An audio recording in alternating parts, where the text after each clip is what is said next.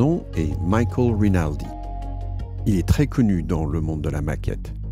Il emploie une technique qu'il a développée depuis au moins 15 ans qui s'appelle OPR, ou Oil Paint Rendering. Ça pourrait se traduire par vieillissement par la peinture à l'huile. Il a écrit plusieurs livres et il enseigne sa technique à qui le veut. Son but est de disséminer cette approche pour introduire une nouvelle perspective sur le vaste sujet du vieillissement.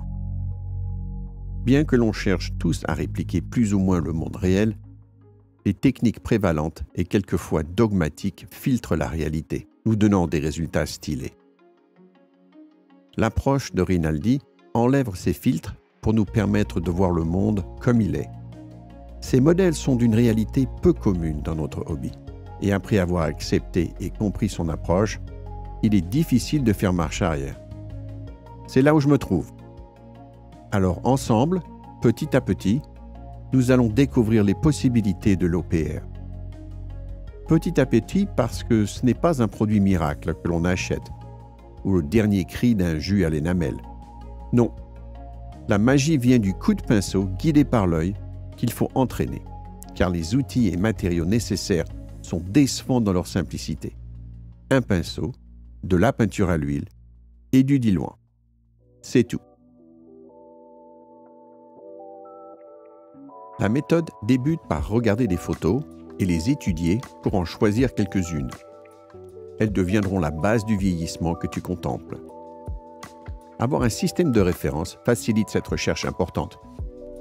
N'oublie pas de commencer également une collection de livres pour non seulement les références photographiques, mais aussi pour apporter un contexte historique. Pour le moment, voici la photo que j'ai choisie pour le vieillissement du mosquito. Plus particulièrement la partie soulignée. Et encore plus précisément indiquée par les flèches.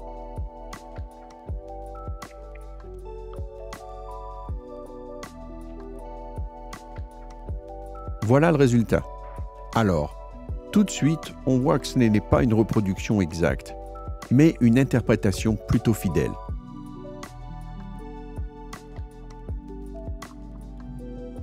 Je commence par appliquer du diluant d'artiste pour préparer la zone à travailler.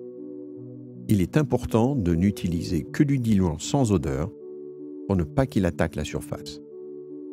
Souviens-toi qu'il n'y a pas de couche de vernis. C'est mis sur la peinture directement. Je ne vais pas rentrer dans les détails sur cette vidéo, ce sera pour plus tard.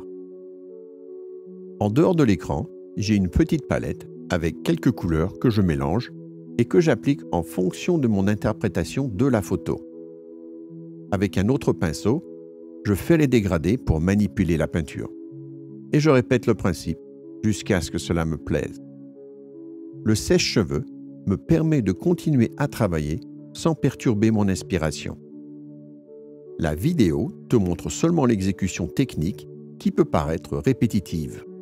Cela n'est pas inexact, mais l'aspect intellectuel qui pousse le pinceau est là où réside le plaisir de cette approche.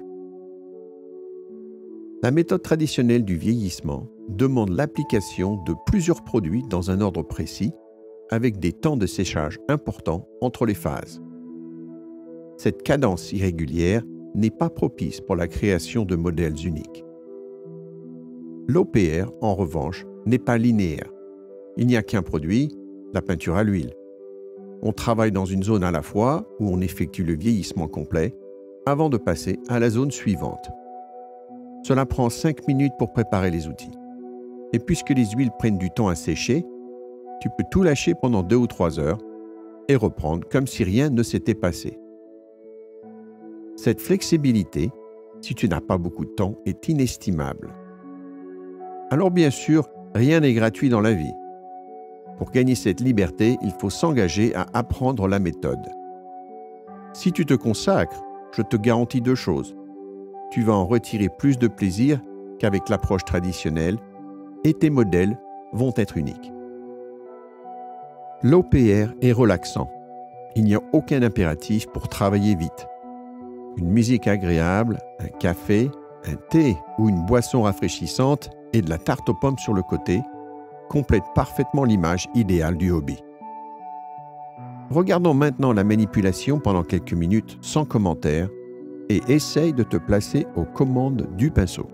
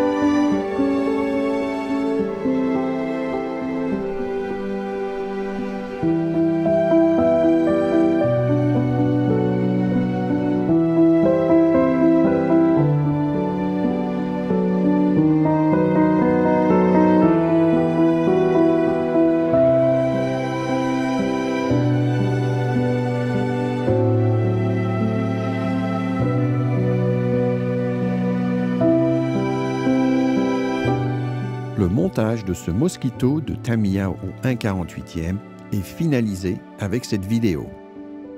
Le kit est vieux, mais il se monte gentiment. Toutefois, si c'était à refaire, je n'opterais pas pour le cockpit en résine DRS. Sa difficulté d'installation par rapport à la plus-value ne lui sont pas favorables. Si tu veux faire un bimoteur, je te recommande ce modèle. Le seul reproche se trouve à l'arrière des nacelles moteurs, où des joints visibles ne devraient pas être présents au-dessus. Alors un grand merci pour ton suivi tout au long de ce voyage sur Aéromaquette. Et je te retrouverai très bientôt pour une nouvelle aventure passionnante dans le domaine fascinant des avions de la Seconde Guerre mondiale. Porte-toi bien.